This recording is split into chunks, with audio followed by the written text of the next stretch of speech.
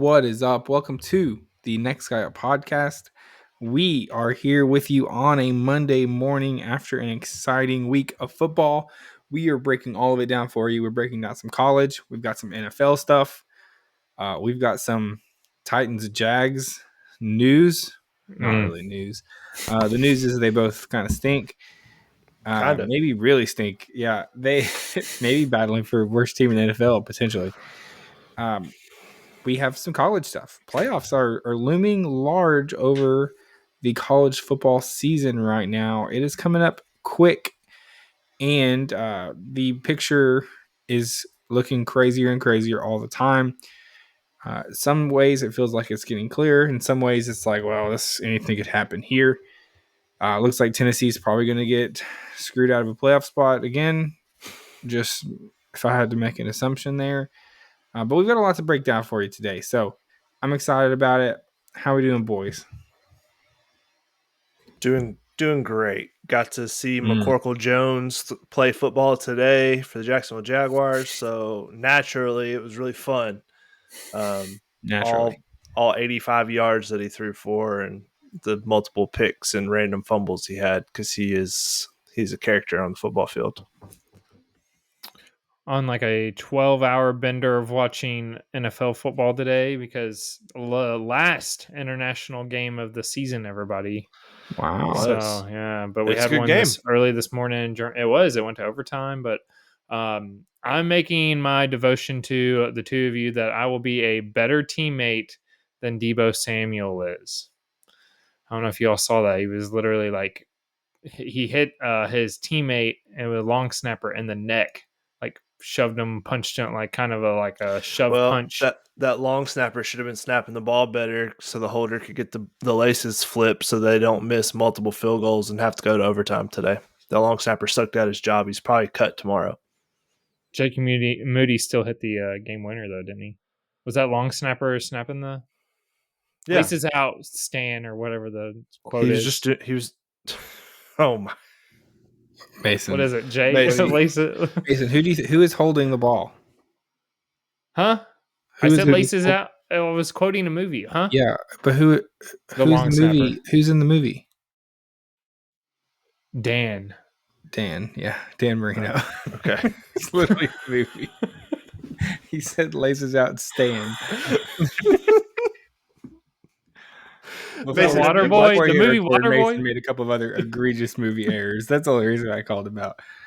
He is Mason. We're talking about. Let's peel the curtain back. Yeah. I said, Mason, have you ever watched Raiders of the Lost Ark? Indiana Jones movie. He said, is that the one with Shia LaBeouf in it? That one was good until the alien. Spoiler alert! Until the aliens wasn't good at all.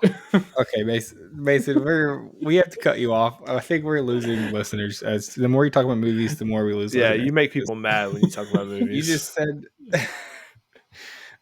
that Shia LaBeouf one was good, and then you didn't like Raiders of the Lost Ark, which is just truly the worst movie take that's ever existed in the history of movie takes. Like zero people agree with that. Said he tried to watch it, but it was too cheesy and not good, so he turned it off. Yeah, be on the lookout for some content. We're gonna make Mason watch this movie. He's gonna like it. I'll give it my best shot. I'm making to the people. Promise. He's gonna like it. I have a sneaking suspicion that Mason doesn't watch anything other than Endgame and Infinity War and Fast 5. Like, that's it. Those are the only things he watches. I finished Avatar Way of Water. Took you a week. It took me a week. It's pretty good. And then I've been watching Outer Banks Tough. And we're going to watch Yellowstone's out tonight. So either tonight after the pod or tomorrow. So... And you were watching some college football yesterday. You were texting. I was watching. Aren't you proud? Yeah. I was like, whoa, Mason's watching college ball today. Locked in. I was. You bet Georgia live. It was a good slate. Yeah, that was tough. Thanks. You finally jumped on college football and took the team I had, and they lost. It's tough. It was a tough slate for sure. It was a good slate, but that was a tough game. I should have been on Ole Miss. Everybody was on Georgia. Anyways, I know we'll be talking about college football, but I just feel like why do I tell myself like when it's too late? I'm like, why did I not tell past Mason? Everybody's on this team. Take the opposite. I feel like everybody was on Georgia. I could be wrong though. Everybody was on LSU with the points. The whole world was. Yeah. The whole world. Yeah. Including myself. Yeah. Tough. Turns out LSU still can't defend against a running quarterback. I should have learned my lesson when they put in the backup in the Texas A&M game and they couldn't defend the read option against him. And I was like, no, they'll figure it out. LSU, 2 weeks to prepare. No. Brian Kelly, you're a joke. LSU, you're not a – LSU as a program is not a joke, but right now they are. Okay, everybody, I've got a take to put out to the world right now. There's been a lot of talk about parity in the SEC this season. A lot of teams with 1 or 2 losses. Actually, a lot of teams with 2 losses. There's only 2 one-loss teams left, and that's Texas and your Tennessee Volunteers. But true facts. Tennessee is technically in first place in the SEC also, if you're curious. So there are I think there's a question of what's caused the parity. And I think my question is there actually parity in the SEC this season, or are there just no elite quarterbacks in the SEC this season? Which is like why it feels more balanced. Like, who's the best quarterback in the SEC? Yeah, I mean, like there's not even like a upper tier. Like Ewers, maybe Quinn Ewers is probably the answer, but he's not very good. But he's not been great for sure. Like going into the year, Beck was I got a lot of grief about this on Twitter because I was, making fun of other fan bases that are probably going to take Carson Beck really high in the draft. I was like, he's literally projected to be the first overall draft pick. Like, Not anymore. I'm not just pulling this out of like a hat. Like, he was projected number 1. So if we go by Heisman Trophy award standings right now, like betting, it would be Jalen Milroe at plus 1,800 is the leading SEC quarterback. Then it's Jackson Dart. Huh? Sorry. Keep going. I was just saying Jalen Milroe, Jackson Dart, and then Quinn Ewers would be in that if you're talking about what the books say Heisman wise for the leader right now is still Travis Hunter at plus 130. I mean, all those are good players, and they've all looked bad at times, though. Jalen Milroe against Tennessee was horrible. And Jackson Dart has also been good at times, but then like against Kentucky, looked very bad. It's just like a Nussmeyer's looked good, and then he's had Nussmeyer's bad games. Very good at times. Yeah, and he looked terrible against Alabama. It's such an interesting. I don't know. There's a lot going on at SEC, and it's been wild, and there's been ups and downs for pretty much every single team across the board. But the quarterback play has been pretty, mediocre. Yeah, for the most part, I think teams with good running games have been the ones that have dominated. I think that's why Tennessee is where they're at. Their schedule has been favorable at times, but also their run game has kept them in games the whole season. So their defense and their run game, when the pass game has not been there. No, I was just thinking about it and thinking through. There's not like a clear. We're having a discussion about who would we want to draft in this upcoming draft, and I started thinking through quarterbacks. I was like, man, SEC is just.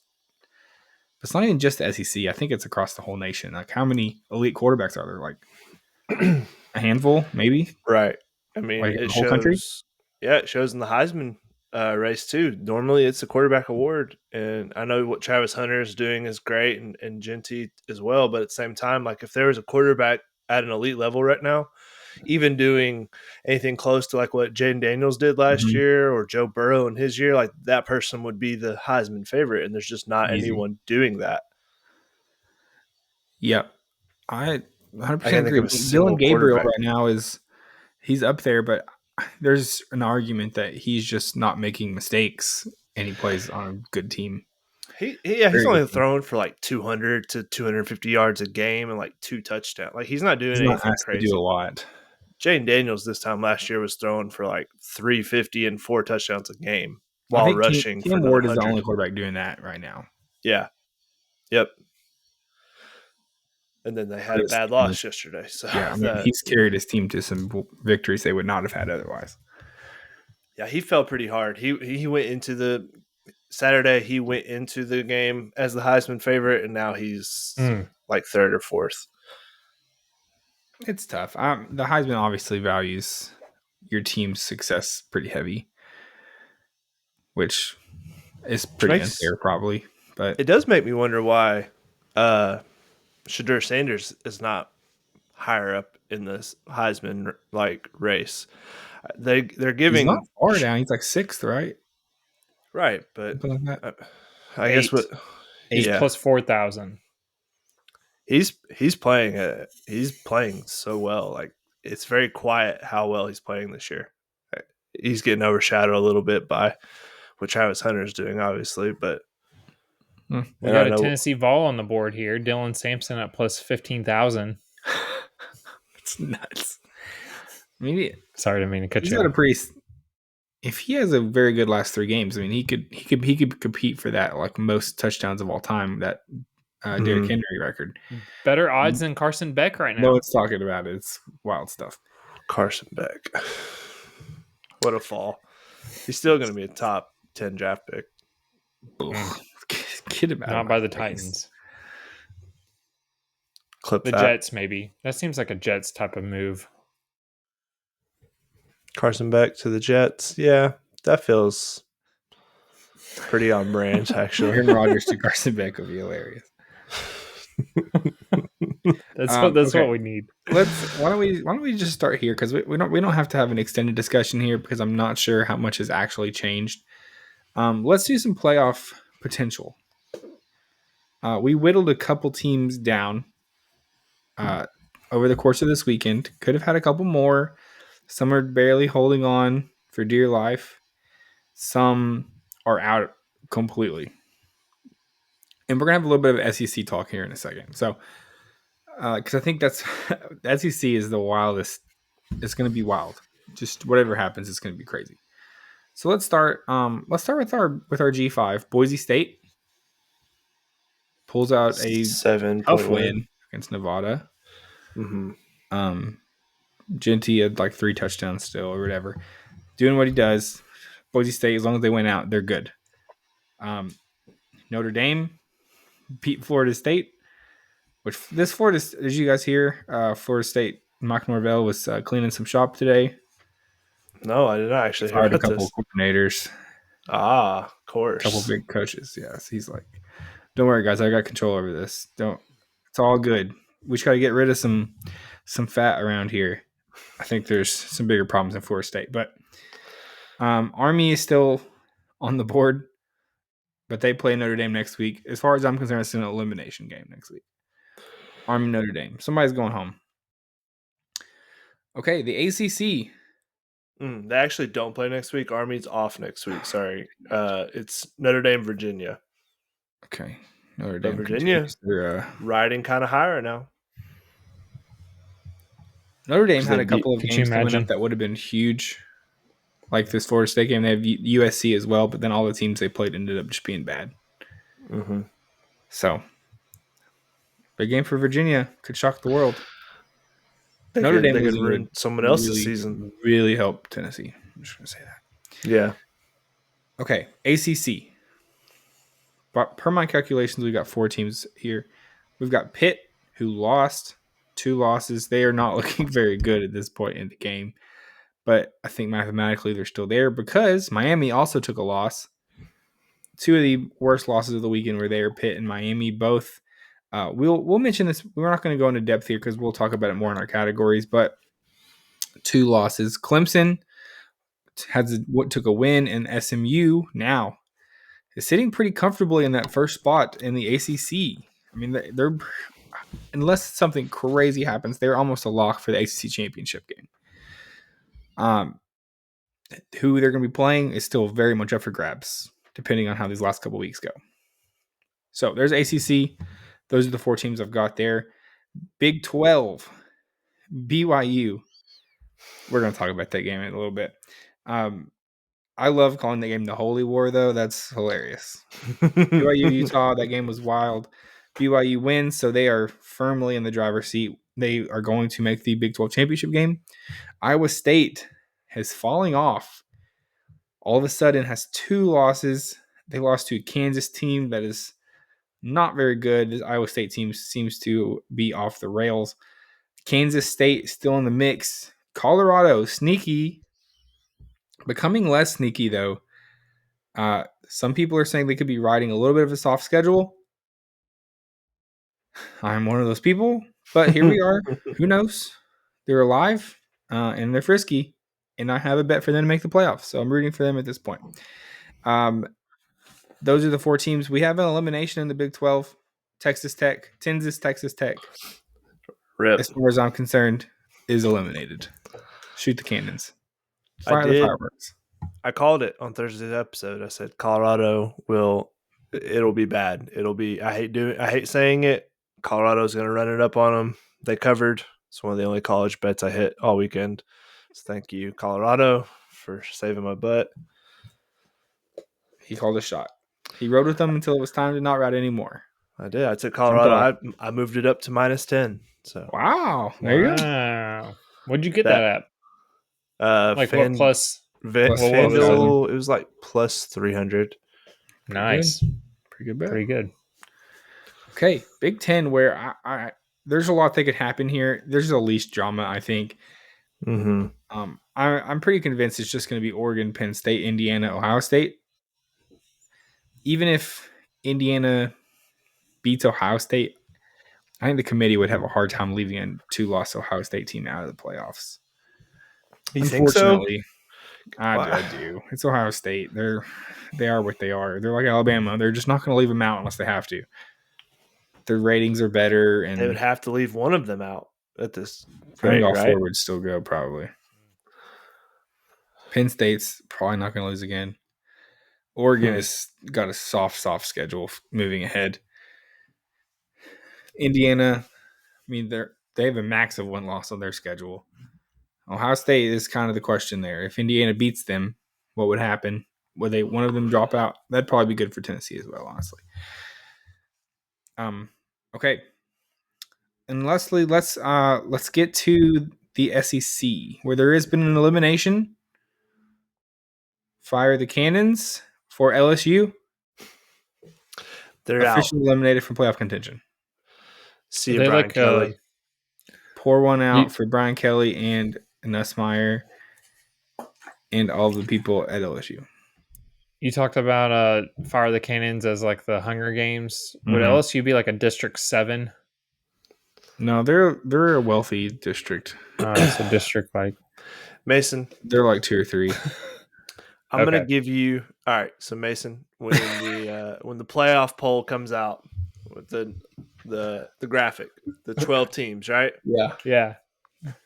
You're gonna do a district for each one. Yeah, I need you to do because you keep asking this question.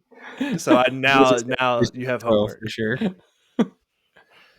So here's the thing. It worked out perfect, right? There's 12 playoff teams and there's 12 districts. So all right, Mason, that's a great segment for you. All right, we'll do it. I need to actually like read the books thing because they go in way more better detail. Just Google some stuff. You ain't gotta. Mason has this thing. He has to know everything before it's like he's gonna read. Before he can talk about it. He's gonna go read these books just for this segment. Like that's how devoted I am. Last Sunday, he was worried about doing the pod because he hadn't watched football all day. And he was like, "How am I going to talk about any of it? I won't know what happened." Mason, I have a serious question for you. Yeah. When was the last time you read a book? I'm still working on Harry Potter right now. I'm on the third one, third book. Huh? So when did you finish the second book? So I started the series back in COVID. Okay. Like 2020. 4 years in. Yeah, we're doing pretty good. Actually, 2019. Okay. Yeah, 5 years before COVID started, 2019. Okay. So here we are. I don't remember how long it took. It's usually a couple years for each one. It seems. But you're gonna read the Hunger Games series in the next 3 weeks. If it was for the pod, that's how devoted I love that. I probably go to audiobooks. That would be an electric punishment. What if we gave Mason a reading comprehension test, like an AR test back in the day, over the Hunger Games books live on the pod? Ooh. Is it technically reading if you listen to an audiobook? Yeah. I could do that within the time period, probably. Okay. I like that. Okay. There we go. All right. Here we go. SEC. This is where chaos is going to reign. Here's the teams that are remaining as far as I'm concerned. Texas A&M. Mm-hmm. Georgia, 2-loss. A&M, 2-loss as well. Texas, 1-loss. Tennessee, 1-loss. Alabama, 2-loss. Ole Miss, 2 losses. At least 2 of these teams are not making the playoff, is the reality. As much as Eli Drinkwitz wants me to include Missouri, I don't think I can, because I do not think there's any way that the playoff committee is putting them in. No. So, by my calculations, I've done the math. There's 6 teams in contention. 4 teams are going to make it. Unless Notre Dame loses or unless Ohio State gets kicked out, which would be awesome. But unless one of those 2 things happens, I think a max of 4 teams are going. There's a reality where we have some serious chaos here at the end of the season. I don't know if we have to go over all of the possibilities. I will just say the most likely scenario: Georgia beating Tennessee, Texas beating A&M, leaves 5 teams with 2 losses fighting for 3 playoff spots. Something's getting crazy, I think. And so it makes me sick, honestly, thinking about Tennessee's chances here. All of the narratives have gone against Tennessee up to this point, and I just foresee all of those going in a very bad direction. So we're looking for some crazy upsets here down the stretch, to be honest with you, with everyone except for Tennessee. Would A&M beating Texas? What do you think that? I think that puts Texas on the outside looking in. Texas causes the most chaos. Mm-hmm. Because there would be 7 SEC teams with 2 losses, with A&M only having one SEC loss. 1 SEC loss plus Notre Dame. Right. I mean, though, I think the SEC loss is one. I think the SEC loss matters for the SEC championship game, but not for the playoff committees. I just don't think they're going to differentiate it that much. I think they're going to see 2 losses on everyone's resume. And if you start breaking it down, it's almost like most of these teams have beaten each other, but then also most of these teams have at least one pretty bad loss somewhere. Maybe Georgia's the only without a bad loss. They have Ole Miss and Bama as their 2 losses. That Ole They Miss looked bad against Ole Miss. They just looked bad. They couldn't do anything. But Ole Miss is maybe one of the scarier teams right now. Ole Miss has gotten their stuff together. Yeah, they got hot at the right time. They look like a good team. They could beat anybody, I think, right now. Seems like every time I start talking bad about a team, they kind of flip the switch. So, that being said, I think UT sucks right now, and they're good play. It's kind of a dumpster fire. It certainly could be. Let's talk. We'll talk about some Nico maybe later in our category somewhere. But Oregon, they suck. Oregon certainly sucks. I don't even care. Oregon's in. Ohio State's the one that needs to suck. I think if Ohio State loses to Indiana, that's outside looking in for them as well. I think they're outside the club. They beat Penn State. Bouncer not letting them in. Oregon. If their 2 losses are to 2 undefeated teams. Yeah, but what if Penn State gets into the Big Ten championship game and then Oregon just absolutely mollywops them? That doesn't look like a good win for Ohio State anymore. That is true. That's the kind of Oregon. You got to start. Like Ohio State out. If I know this playoff committee, I know they're not looking to look. If they will do everything in their power to keep Ohio State and Bama in this playoff. Well, you're not wrong. Okay. Do you want to do Jared some Goff. categories? Is that where we're at? Mm-hmm. I'm down. Feel good? Feel good. Let's do it. I heard Tinsley say Jared Goff under his breath. You saw the second pick, right? Yeah, this guy. This guy is now my QB1 in fantasy because Trevor's going to be out for the year probably. And so now I'm like, all right, well, I got Jared. And then tonight of all nights, he decides he wants to be terrible. And he's playing against the Texans, who I also hate. And so now I just have this the anger is the Hater Tens is coming out. The angry sharks are swimming. They're swimming Perfect all around time. me. Perfect timing for some categories and NFL talk. All right, here we go. First category, upset of the week. Upset of the week. Let me go first because I've got a pretty easy one. I am taking Georgia Tech over your Miami Hurricanes. This was a huge win for the guys at Georgia Tech. It has been a long time coming for Miami. It seems like Miami it's been like Playing with fire. It's felt like a Final Destination movie where they should have lost a couple times and it's just kept coming for them and it was going to get them eventually. And here we are. They got. This could potentially not matter for Miami. They're still going to go to the ACC Championship if they win out. If they win, they're still going to the playoffs. I don't know that anything has changed other than I think this almost guarantees a one bid ACC conference right now. I think they're only going to get one playoff team. It's going to be the winner. I think at this point, everyone else has a pretty bad loss. I don't think anyone else is going to sneak in there. So it has done that to the ACC, I think. But overall, Cam Ward still looked good. The rest of the team, not so much. I mean, it honestly just feels like it's been a long time coming because they've been playing this game for all season of like, let's just see how close we can eke out a win at the very last minute. How many points can we go down?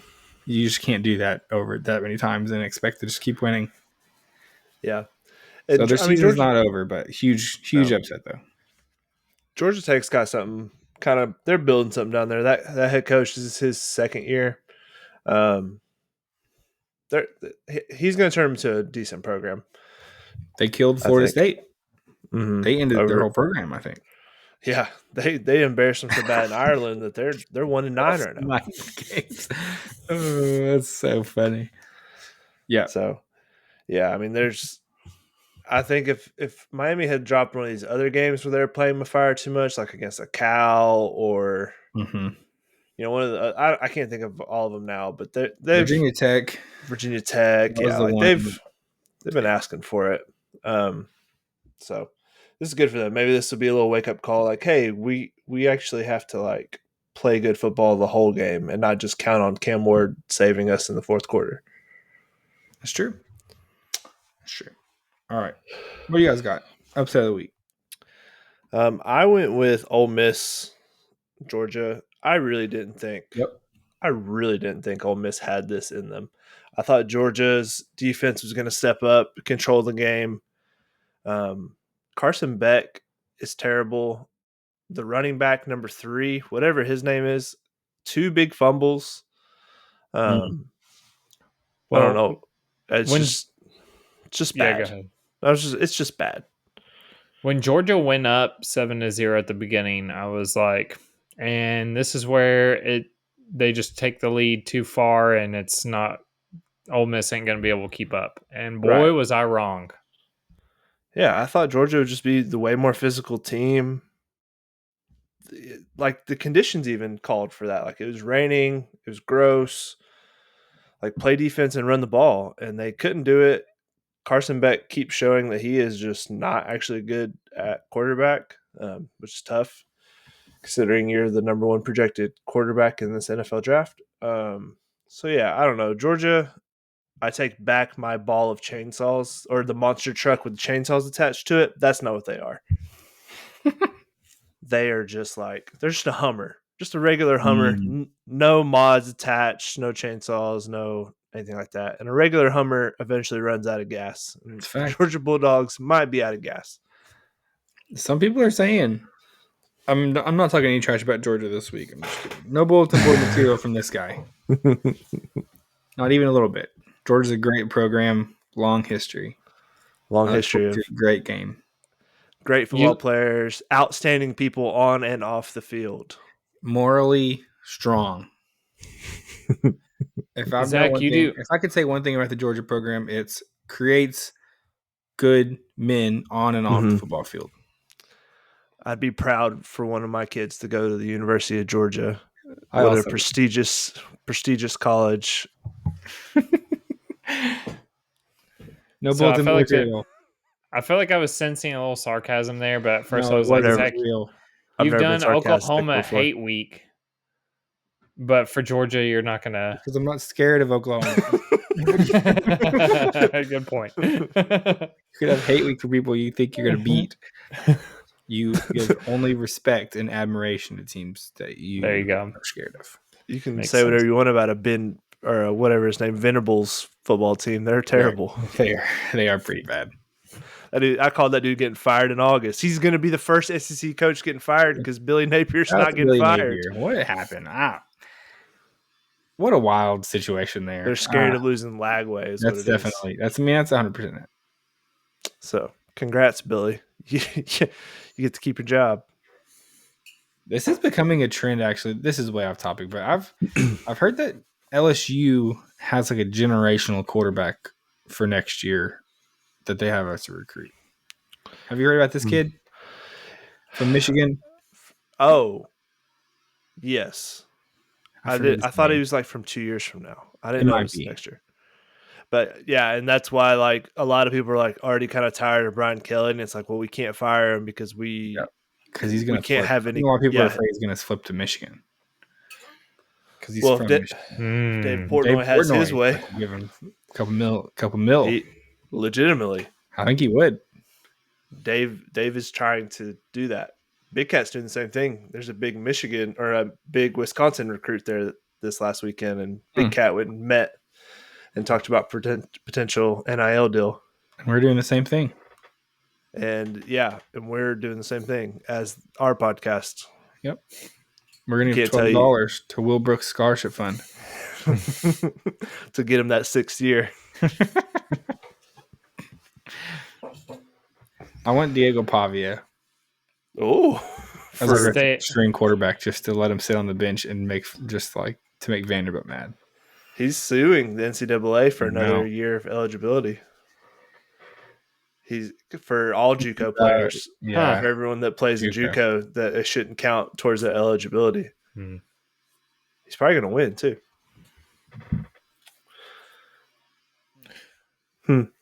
Okay, my turn for upset. Yep. Yeah. All right, I'm going with the team that was favored the most points that lost outright in the NFL, and that would be the Bears. They were favored 6 points at home to the Patriots and lost the game. Caleb Williams, in my opinion, falling out of it's a clear cut like Jaden Daniels at this point. The odds are closed until tomorrow, but Caleb Williams now falling out of the Rookie of the Year contention. He had 120 yards passing, no TDs, no interceptions. Wow. Yeah, with the Patriots, it was just kind of like I felt like it was more of the Bears losing that game than the Patriots winning, but there you go. Yeah, no, I had the Bears as my disappointment of the week. A lot of same stuff you're saying, like you're favored by this much. This is the last game that's like you should win this game. You're playing a lesser opponent because they're about to go on a stretch where they play the Vikings and Packers and Lions. Divisional games. All their divisional, like the Bears schedule is about to get really tough. At 49ers. Yeah. And then they play, so I'll go in order. Packers, Vikings, Bears, 49ers, then Vikings, Lions, Seahawks, Packers. So it's all divisional from here on out.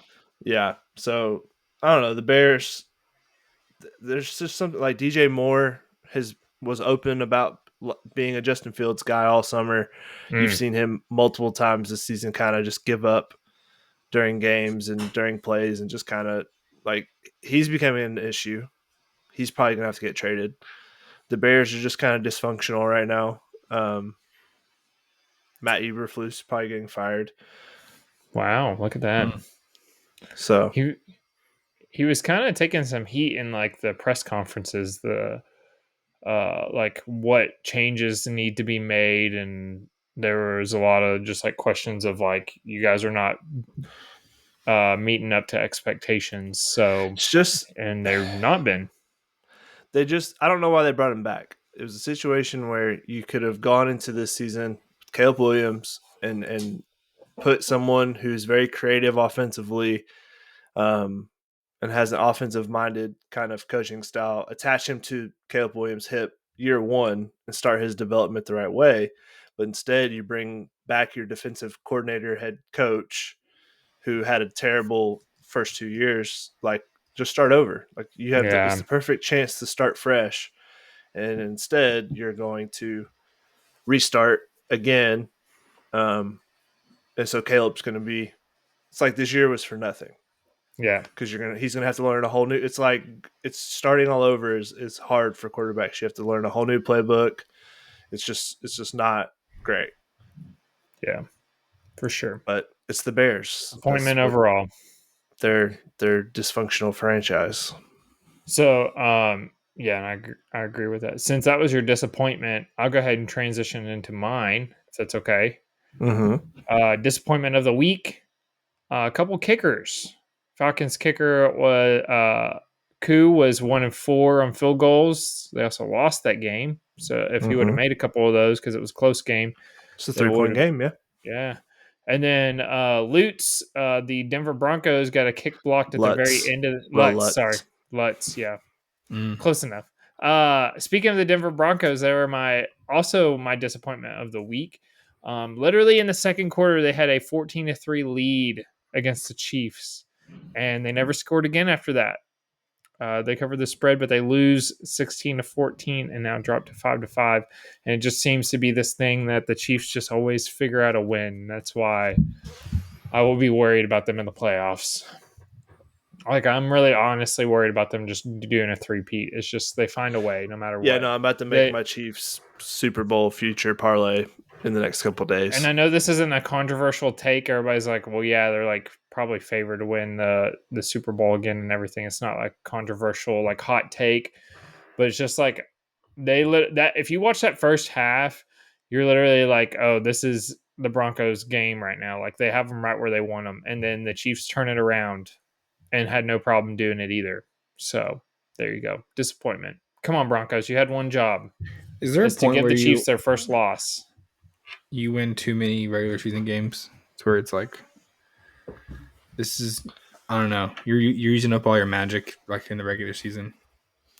Yeah, ask the Patriots. Ask the Patriots. Yeah, how'd that work for them? Guess who's a underdog next week? Chiefs. The Chiefs against the Bills. To the Bills. Yeah, I think it was 2.5 is what I already saw. Chiefs are still the favorite to win the Super Bowl right now, plus 400. Lions are second. There you go. Makes sense. Yeah, it's at Buffalo. Buffalo minus 2.5. You will never guess who it. So, all right. So 8th. You'll never guess who the 8th team is. Vikings. No, they're higher. Rams. Nope. Browns. Steelers. Browns.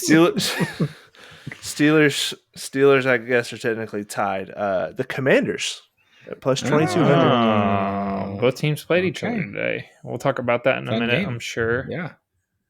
Commanders just they're let's see, 1, 2, 3. They had that game today. Fifth. Too. They're the fifth highest in the NFC.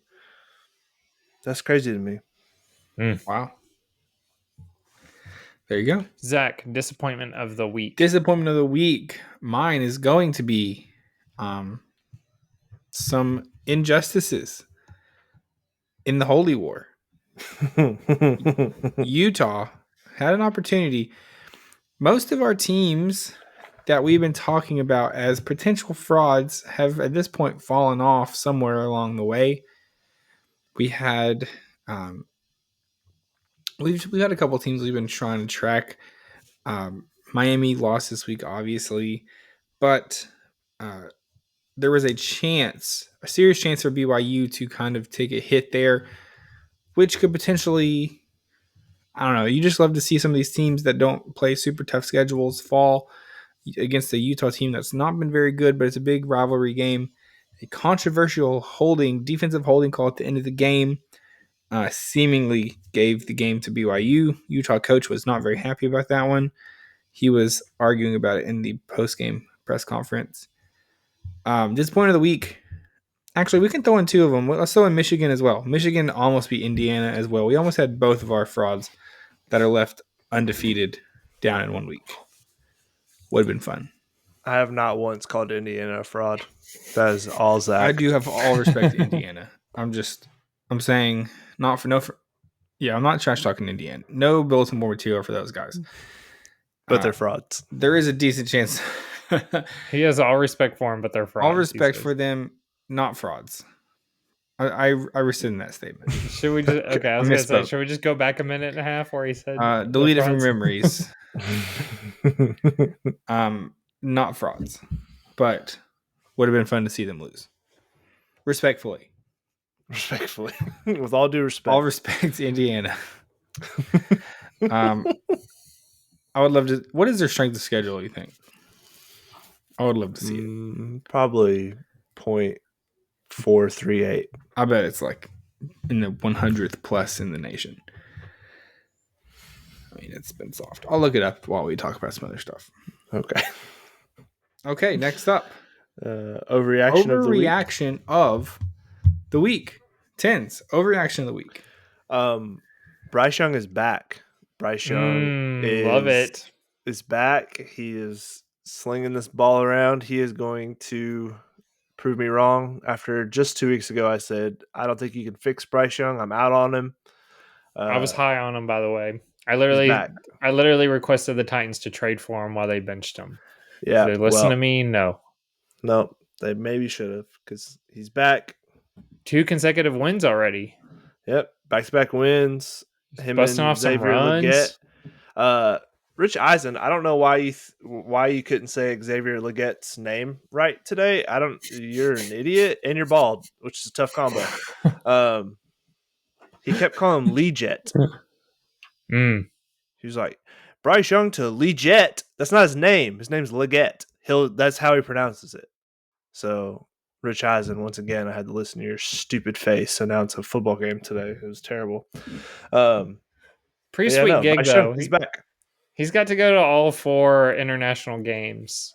Well, I guess there's been more. No, 5 international. I think he's gone to all of them. Kurt Warner. Neither one of them know how to call a football game. I know, but that's got to be the dream life, you know. I don't know. My dream life would be sitting in a booth with Rich Eisen for 3 hours while he tries to commentate a football game. Well, I guess I just meant like getting paid to go on a trip.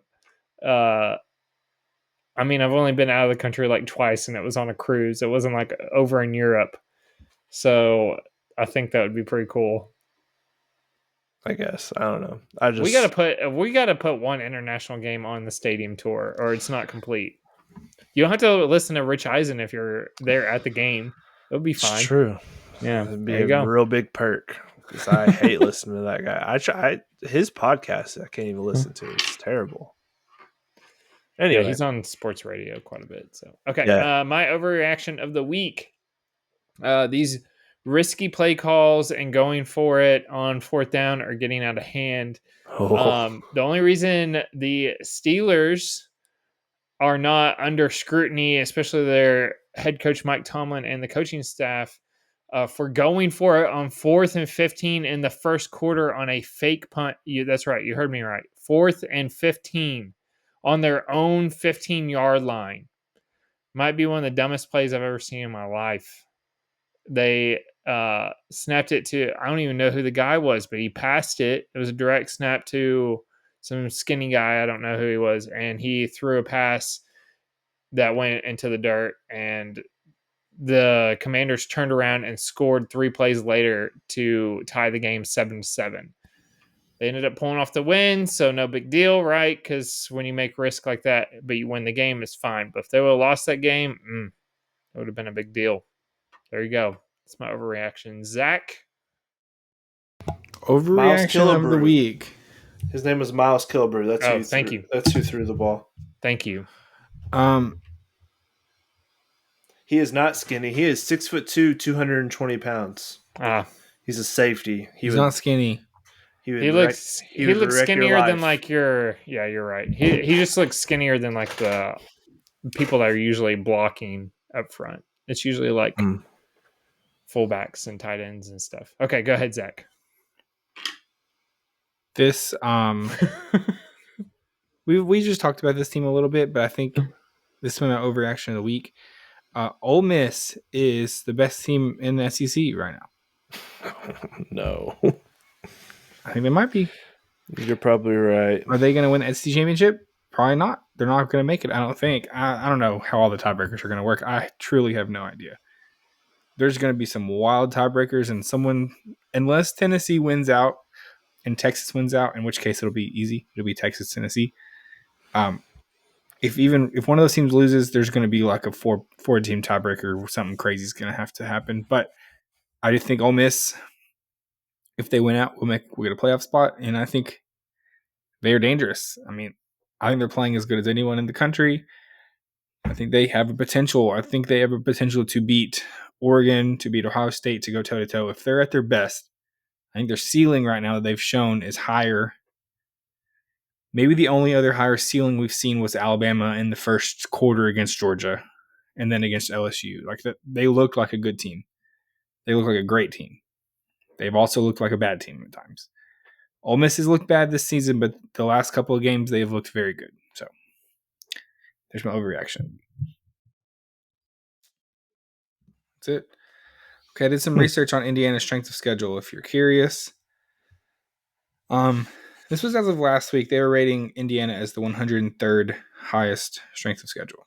Hey, the only other Power 4 team outside of the top 100 is Utah. Tough. So shout out to my guys to Indiana for being undefeated in the 103rd best schedule. You know what they say? You just got to play the teams in front of you. That's all you can do. It's true. Shout out to Indiana. Powerful competitors. Just playing the team in front of them. Okay. Next up, let's go ahead and do Performance of the Week. Performance of the Week. Who do you got, Tins? I went with the people on Twitter during the Jaguars' first drive where they scored a touchdown and people were trying to start up a quarterback controversy that Mac Jones and Doug Peterson's going to do this with Mac Jones because he likes Mac Jones better and blah, blah, blah, blah, blah. Mac Jones sucks at football.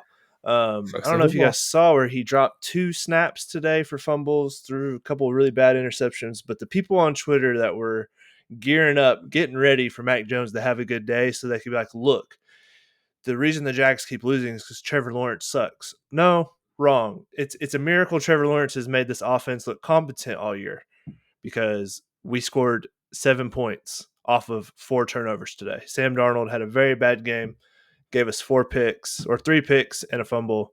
We scored 1 touchdown. We lost to a team that did not score a touchdown today. They kicked 4 field goals and beat us.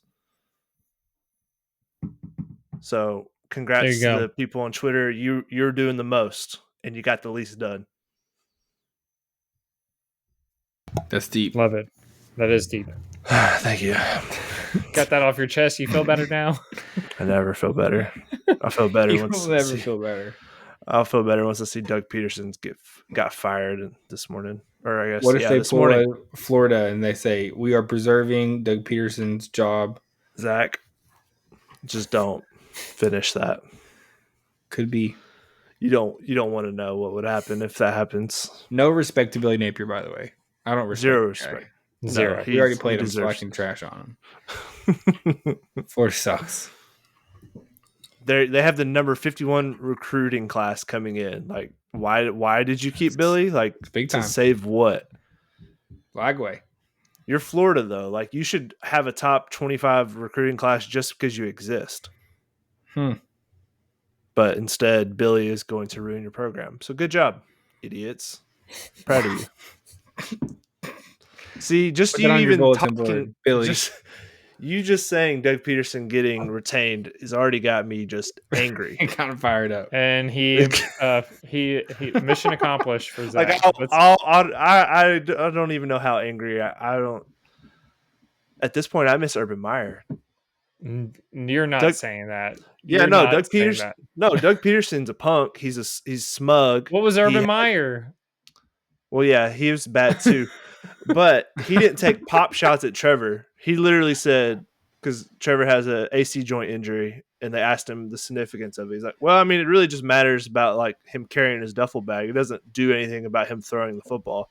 He has a grade 3 AC joint injury, which means all the tendons are off of his shoulder. Apparently, I saw a Twitter doctor talk about it, so it's very painful. So Doug taking cheap shots at Trevor, I don't appreciate that. Well, Doug also took cheap shots at Sam Darnold, and that actually turned out to work in their favor because Sam Darnold threw 3 picks today. So, yeah, but this is after Trevor played through an MCL sprain last year, high ankle sprain, and another shoulder injury, and never complimented him for toughing that out. And then today after the game, he said the team failed Mac Jones around, like we didn't do enough around him offensively. This isn't on Mac. But every other game, Doug has no problem throwing Trevor right under the bus. No problem. You smug visor moron. There you go. You smug visor moron. Yep, that's what he is. I love that. And he even made the reporters mad today. They asked him about the final play, and he said, I'm not going to go into detail about it because you guys wouldn't understand. They don't understand like plays or something like that. That's literally it's catching some steam on Twitter. Saw that. Can't wait. You're also fired. Catching steam on Twitter. Always. I stay steaming on Twitter. Okay, my performance of the week is we talked about this player. He got shot over the off season. Ricky Pearsall. He caught a touchdown today. He's First back. career touchdown. I guess I could have worded that a little better. He got shot. 4 receptions and 73 yards and a touchdown. Talk about this player. He got shot. He got shot. I'm just stating the fact. So comeback over here. Not Jameis Winston type of comeback, but still a comeback. Still comeback. Touchdown. DTR is starting for the Browns next week. Shut it. He's back. He's back. Okay. Go ahead, Zach. Performance of the week is going to be one Jalen Milroe. This guy looked very good and killed LSU season. Alabama season on the line. He finally kind of looked like the competent quarterback that we've known Jalen Milroe to be. He's had a couple of tough weeks. He bounced back. Bama is looking better and better all the time, which is good and bad for Tennessee probably, but Jalen Milroe, good week. Big week. Pretty much just destroyed LSU single-handedly. Yeah. Had he been playing like this all season, he would have still been in Heisman contention. Definitely. And just, I don't know. It's been a weird season for him. Very weird season for Alabama and for Jaden. Okay.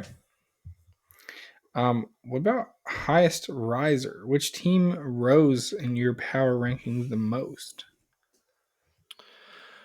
I'm going with the Cardinals. I've put them here a couple times, and they're reaching like top 10 for me. I know this Jets team is kind of a joke, but the Cardinals did not allow a touchdown for a 3rd straight game this season, which is crazy to think about because you don't think about Cardinals and being like a super good defensive team. But Rich Gannon, as much as he's like kind of a weirdo, when he met all the first players, he had that video where he's like, pew, pew, explosions, bombs. Like that's how he introduced himself to one of the receivers. It turns out, he might have been the whole reason Nick Sirianni even got to a Super Bowl because he's such a good coordinator. Nick Sirianni, coordinator merchant. But the Cardinals are good. they're winning in multiple however they have to. Kyler looks great. He's getting back to his MVP kind of form where he's running the ball super well and passing. So this Cardinals team's pretty tricky. It'd be real shame if someone gave them out to you at plus 1,600 to win their division. I don't know. There you go.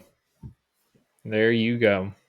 Someone did it. Somebody I don't know who it was. Somebody out there in August said, take these two teams.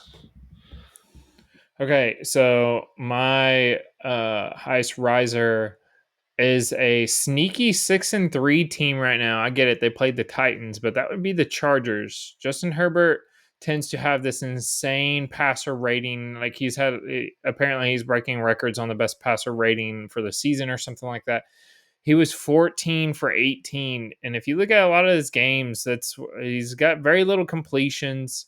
Yeah, it was a lot of 164 yards, nothing to go crazy about. 0 sacks. But the thing that I want to point out is I know the Chargers had 7 sacks on Will Levis.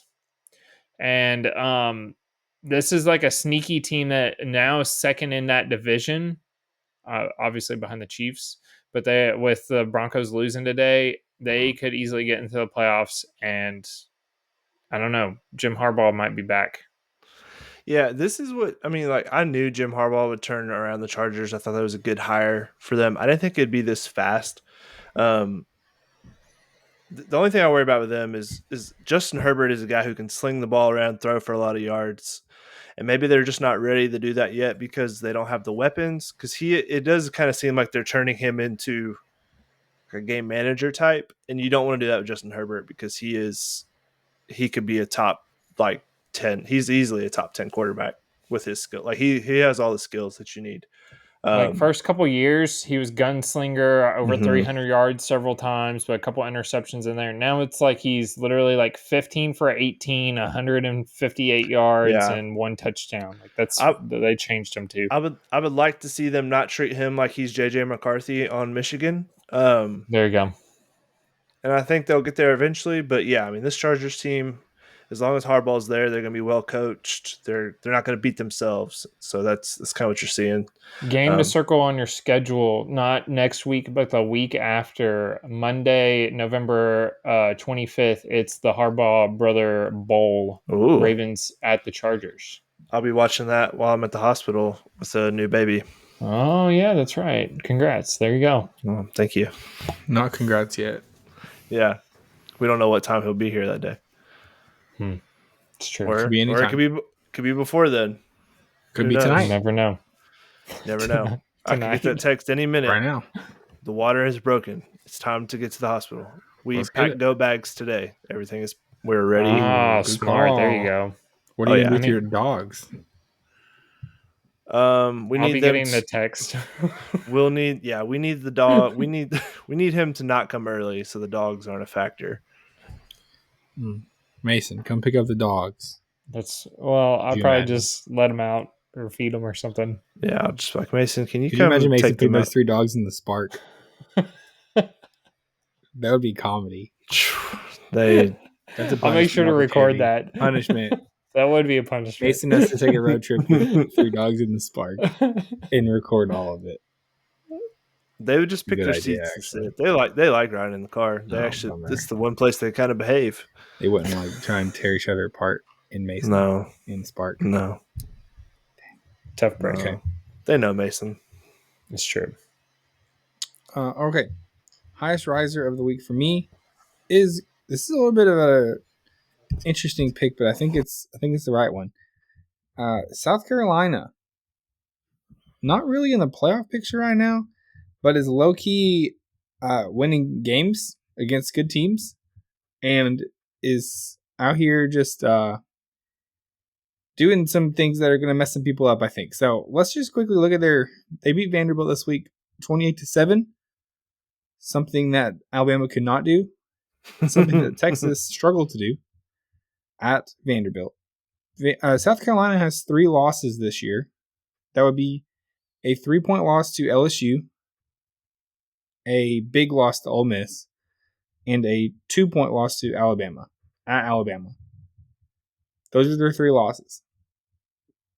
Other than that, they've looked pretty good in a pretty tough schedule. They have next week. Let's play a guess the line game, Tins. All right, let's do it. Have you seen it? No, I've not looked at Missouri lines. at South Carolina. Ooh. I'm going to go South Carolina minus 5.5. South Carolina minus 13.5. That's an insane line. Well, okay. For a team that is claiming they're still in the playoff hunt, Drinkwitz. 13.5 point underdogs to South Carolina. They also have Clemson at the end of the year. So play spoiler there potentially as well if Clemson's got a shot at the ACC title game. So pretty interesting stuff. South Carolina looking pretty good. Okay. That's a wild stat. I would not have expected that. Okay. South Carolina is going to be they could be a problem next year to keep up with. Yeah, if they can hit the portal and kind of, I don't know if they want to bring Sellers back or not as the quarterback, but yeah, South Carolina could be a fun team to kind of keep up with for next off season. What if Diego Pavia comes back and just gets to pick his price? Do you think he'll actually play at Vandy though? No, he's gonna get paid with paycheck somewhere. Vandy's head coach could get an upgrade job. He's just riding on the back of Diego Pavia right now. I know, but he's put together a decent team. Yeah. He's a decent recruiter. I forget where he came from before. Everybody was like, oh, wow, that's actually a good hire. I can't remember. Clark Lee. I don't know where he came from either. Okay. Nosedive of the week. Let's what do you got, Tins? Nosedive of the week. The Jacksonville Jaguars are firmly picking first overall right now. You played a team. The Vikings are the first team to win a game with 0 touchdowns and 3 turnovers since 2006. Teams had lost 195 straight games with that stat line. Ooh. And the Jaguars are the one team that broke a 195 game streak. Tough. It's not good. Yeah. Jaguars lose without allowing a touchdown, 12-7 to the Vikings. How? The Jaguars offense, 3 turnovers, 10 first downs, 143 yards. 5th lowest in franchise history. 143 yards. The 5th lowest in franchise history when this franchise has had the likes of Blaine Gabbert, Chad Henne, Trent Edwards, Eric Gray. We had a game where our fourth string wide receiver had to play quarterback because everyone in front of him was hurt, had more yards than this. And yet people constantly want to say Trevor Lawrence is the issue on this team. Trevor Lawrence has this team scoring over 20 points a game this season with this garbage offensive play scheme. So, yes, the Jaguars, you're terrible. You suck. Travis Hunter is on the way. Save Doug Peterson. Save Doug Peterson from who? Me? That's who you need to save him from. The haters. Travis Hunter is on the way. He says. Okay, here we go. Nosedive of the week. I'll go here. I'm going to pick one team that I'm not afraid to talk trash to. I'll give all the bulletin board material to this team. Miami Hurricanes. After they lose. These guys stink. They have stunk all year. They deserve to lose. They should literally have 3 losses right now. They have 1. Shout out to Georgia Tech for exposing them as the frauds that they are. I would love to play them in the playoffs. Me too, right after they win the ACC. I do hope they win the ACC. Let me just put that on the record. I would love for them to get a 3 seed and then for Tennessee to meet them in the second round of the playoffs. Maybe the first round. Tennessee wins the SEC championship. Or maybe the third round. Ooh. Okay. Mason, what do you got? My nosedive of the week is the Jets, Cowboys, and Bears all together into one little nosedive because they combined for a total of 15 points. You heard it. A total, if you take all 3 of those scores, 15 points. Their opponents, 84 points. So the total score of the game would have been 15-84. Yeah, it's not good, I would say. Nope. It was literally like 6-6-3 was the total score of all three teams. Rough. It's not good. Nope. Okay. Next hype of the week. So ready. I can go here first here. I have an actual next guy up. Put in a bad situation. Forced to come into a game. This is my homer pick. I'm picking Gaston Moore from your Tennessee Volunteers. Came into the game. My guy is not afraid to take the shots when he comes in. He did it against who was it against? Alabama? When did he come in for that one play and he threw that bomb that just got intercepted right away? I think it was Alabama. That sounds right. It does sound right for some reason. Yeah, he is not afraid to sling it a little bit. He came in and he got 3 defensive pass interferences in one half of football on just like throwing deep balls and just making guys run into his players, which was pretty funny. He is a true definition of a next guy for the week here. Came in and the team needed him. Got some big penalties. I don't know if he actually completed that many passes or not, but he handed the ball off really good. That's what we needed him to do. Shout out. There you go. Mason, I know yours is going to probably set me off, so let me just throw mine real quick. I don't know what you're talking about. I don't know. You have this. Before we started, you said something, and now I'm ready, and the angry sharks are swimming. Mine is George Pickens. Russell Wilson threw a long pass today. It got intercepted. George Pickens, instead of chasing down the guy who intercepted it, one of the corners tried to block George Pickens, and he body slammed him and then put him in a headlock and was choking him on the ground. That guy didn't have the ball, George Pickens. I don't know why you're attacking him, but it was funny. George Pickens is he's a psychopath, but I love it. That's funny. When you said George Pickens, I thought you were talking about the catch in the end zone, but you were talking about that play, which is even better. No, that's good. I saw that. Well, I didn't even notice it live because I was watching the interception, and then I saw the play later, and I was like, oh, he's literally like putting him in a headlock. George Pickens is off the rails at all times. So we had some breaking news. Zach called for an emergency pod that didn't go through after the Olympic breakdancer that was basically ray gun. Yes, turned into a meme. The Vikings defensive back Cam Bynum did the same breakdancing celebration after he picked off Mac Jones at the during the game. So that you got to look it up. Like he does this celebration. It was perfect too. It was perfect. Yeah, he did it perfectly. Yeah. So that is my okay. See, I didn't set you off. That was a funny one. You before we started, you're like, I have one. Tinsley's gonna love it. And every time you say something like that, I'm like, oh, okay. So now, well, it was a pick against your own team. Adjacent, yeah. It was a pick against your own team. I'm hate watching my own team right now. I wanted us to lose by more today, so there'd be no questions about Doug getting fired. Zach, did you see the celebration? Look it up. Okay, you gotta look it up. Okay, Cam Bynum. They tried another one. You know how like sometimes when they get interceptions, they'll all run to the end zone camera and like flex and stuff.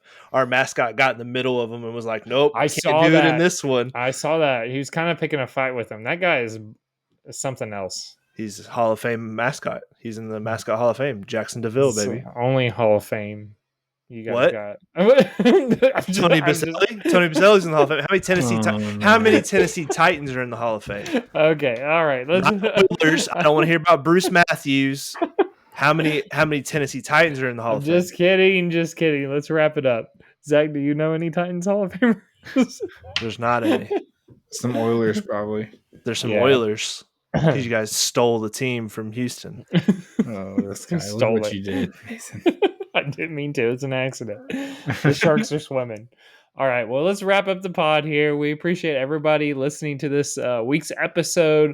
We hope you guys have a great rest of the Monday and a great rest of the week. Make sure to check us out. Our episodes drop on Thursdays now, so make sure to check us out on Thursdays for the preview over the weekend.